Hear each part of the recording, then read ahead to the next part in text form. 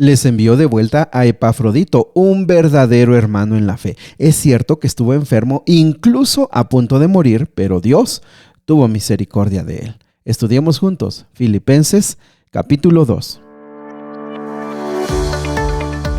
Nuevamente, bienvenidos amigos, amigas a Momentos de Esperanza. Qué gusto saludarles esta mañana, que Dios les bendiga, les dé fortaleza. Vamos a estudiar la Biblia, vamos a orar.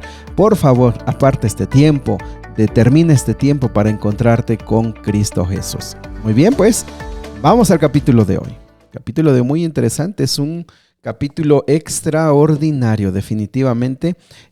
Contiene información muy profunda y que nos ayuda a comprender mejor la naturaleza de Cristo Jesús.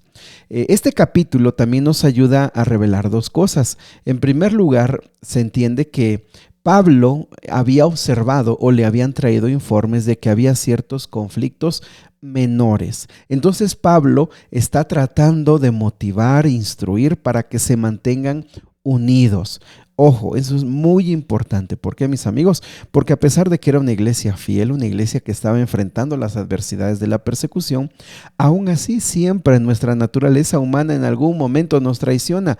Por eso Pablo aquí les deja claro este mensaje de unidad. Versículo número 2, te lo leo en la Nueva Traducción Viviente. Entonces háganme verdaderamente feliz poniéndose de acuerdo de todo corazón entre ustedes, amándose unos a otros y trabajando juntos con un mismo pensamiento y un mismo propósito. Fíjense cómo Pablo dice, si de verdad me quieren, si de verdad ustedes aman a Cristo Jesús, estén unidos, pónganse de acuerdo, ámense unos a otros, trabajen juntos, tengan un mismo pensamiento. Mis amigos, estas palabras son de aquel que te ama y de aquel también que sabe que el principal desafío que tenemos es estar unidos, pero que cuando estamos unidos en Cristo Jesús, el Señor hace cosas extraordinarias. El versículo 3 es muy interesante. Dice, no sean egoístas, no traten de impresionar a nadie, sean humildes, es decir, consideren a los demás como mejores que ustedes. No se ocupen solo de sus propios intereses, sino también procuren interesarse en los demás. Fíjense esta palabra, egoístas. Una persona egoísta piensa en sí misma, después en él mismo y finalmente también en él. Pero este tipo de personas no caben, mejor dicho, en el cuerpo de Cristo.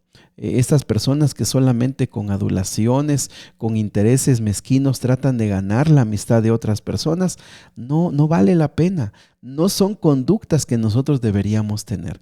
Cuando siempre tenemos un interés escondido de llevarnos con alguien o de ganarnos la amistad de alguien solo para algún interés, no sirve. Y al contrario, no es el carácter de Cristo.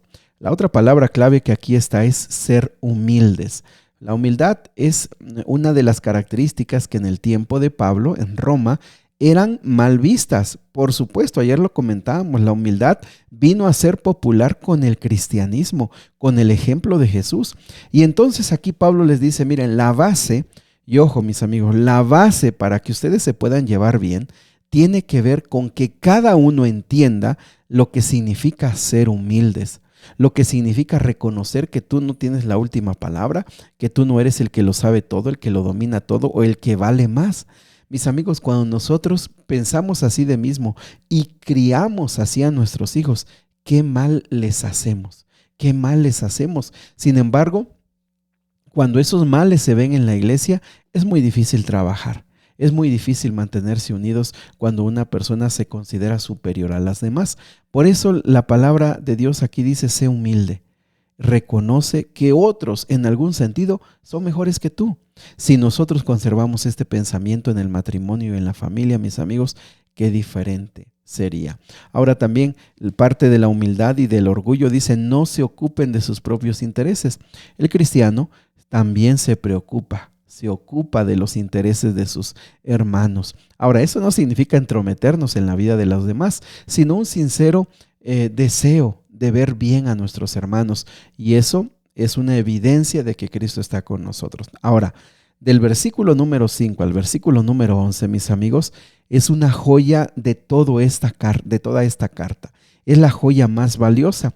Pablo, te digo, les está tratando de ayudar para que se lleven bien, para que tengan unidad. Esto es necesario. Esto es muy necesario, mis amigos. Fíjense que una de las razones más valiosas más comunes, para que un matrimonio tenga problemas es porque le falta humildad a uno de ellos.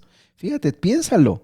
En una familia, cuando hay problemas, cuando uno se siente más que los demás, se siente más inteligente, más importante, más valioso, se siente que él es más.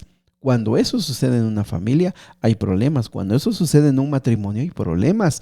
Mira, tu punto de vista no vale. Tú eres una persona tonta, tú no sabes lo que haces, yo sé lo que tienes que hacer.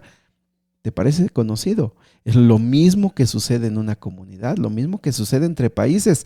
Siempre esta es la base de las divisiones. Entonces, del versículo 5 al versículo 11, nos va a mostrar cómo Jesús es el mayor ejemplo y nos va a ayudar a entender que si Jesús tuvo esta humildad, ¿cuánto más nosotros? Fíjense, versículo 5. Tengan la misma actitud que tuvo Cristo Jesús. Aunque era Dios, no consideró que el ser igual a Dios fuera algo a lo cual aferrarse. En cambio, renunció a sus privilegios divinos, adoptó la humilde posición de un esclavo y nació como un ser humano. Cuando apareció en forma de hombre, se humilló a sí mismo en obediencia a Dios y murió en una cruz como morían los criminales. Por lo tanto, Dios lo elevó a un lugar de máximo honor y le dio el nombre que está encima de todos los demás nombres, para que ante el nombre de Jesús se doble toda rodilla en el cielo, en la tierra y debajo de la tierra, y que toda lengua confiese que Jesucristo es el Señor, para la gloria de Dios el Padre. Fíjate cómo del versículo 6 al 11, mis amigos, estamos hablando de teología, estamos hablando de versículos profundos que nos enseñan bastante de Cristo Jesús, su naturaleza, su misión y qué era Él antes de venir a este mundo. Y bueno, son muy profundos estos versículos, pero en esta versión nos dejan claro cosas muy prácticas. En primer lugar, nos deja claro que Jesús tenía una gloria. Él era Dios desde la eternidad y para siempre. Sin embargo, no se aferró a eso. Se vació, dice, es la palabra, se vació de esos privilegios, sí, vamos a decirlo así como dice esta versión, de esos privilegios, y vino aquí adoptando una posición humilde. Solo el ser humano fue una posición humilde, pero no solamente como humano, sino como un esclavo. Se sometió completamente en obediencia a Dios, al Padre. Y entonces en este mundo se condujo como ser humano. Mis amigos, es muy complejo, es un misterio saber cómo Jesús fue completamente hombre y completamente divino. No lo entendemos, pero aquí nos deja esa idea. Y entonces, estando como ser humano, se sometió y por su obediencia murió en una cruz como los criminales. ¿Quién lo hizo? Jesús. ¿Cuánto más tú y yo? ¿Qué somos?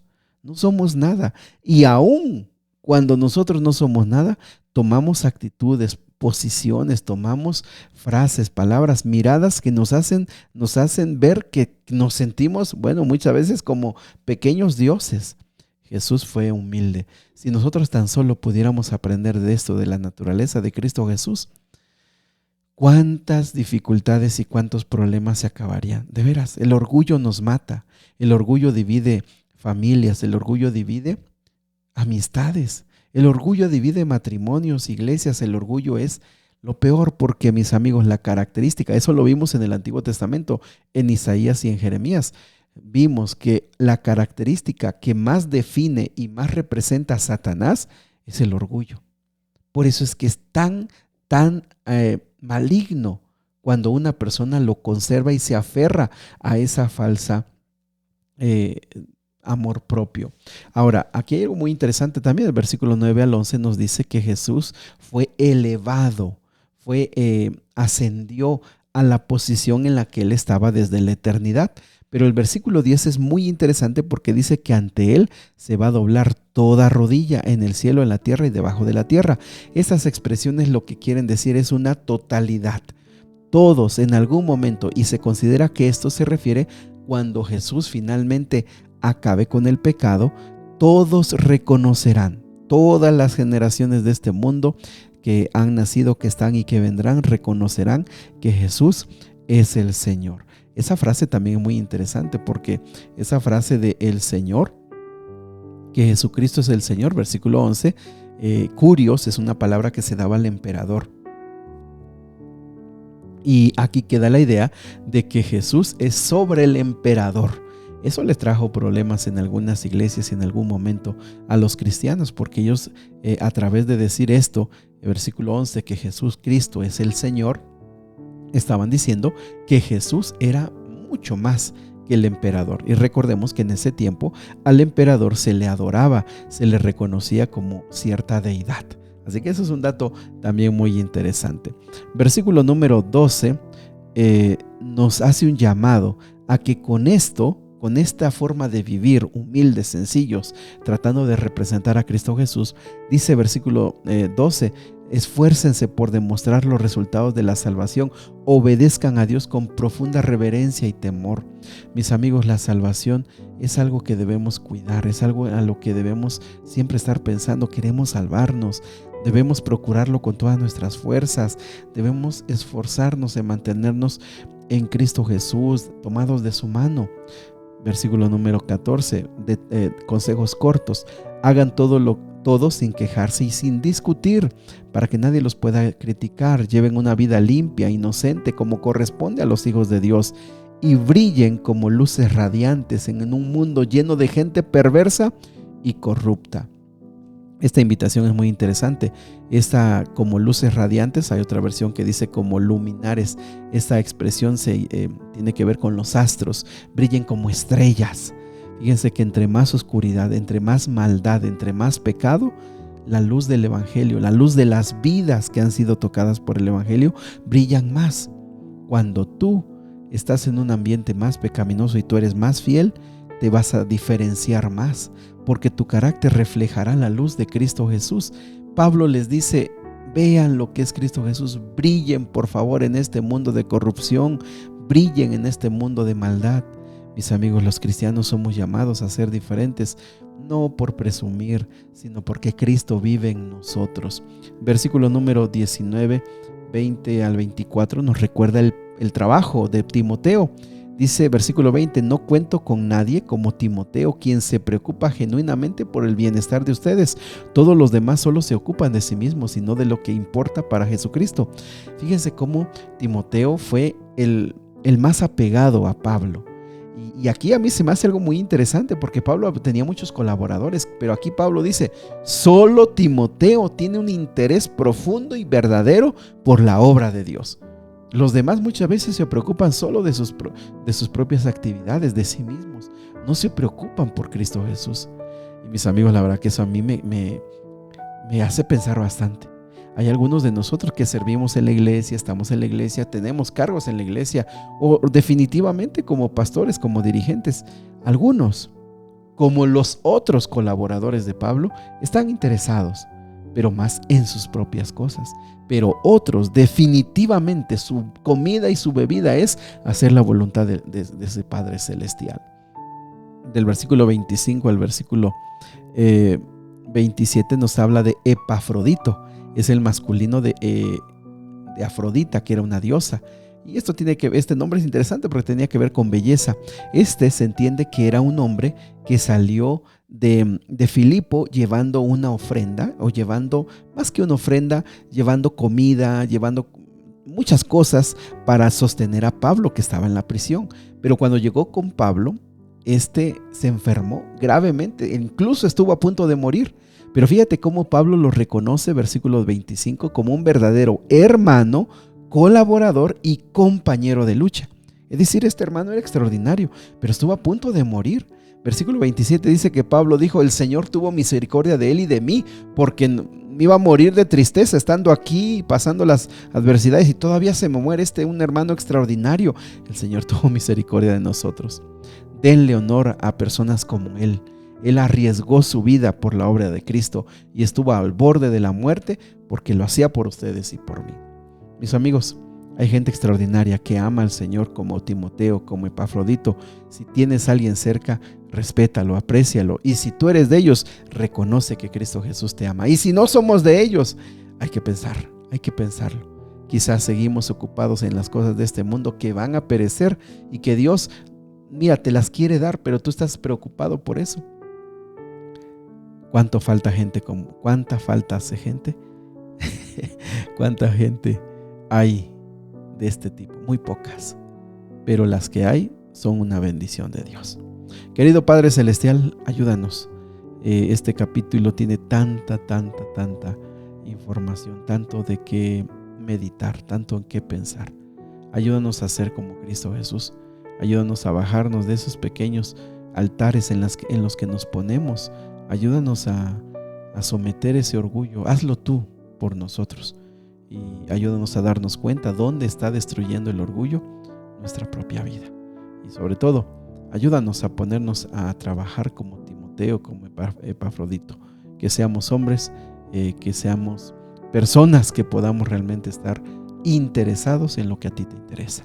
Te lo pedimos, Señor, en el nombre de Jesús. Amén. Que Dios me lo bendiga. Sigue abriendo tu corazón. El Señor quiere escucharte.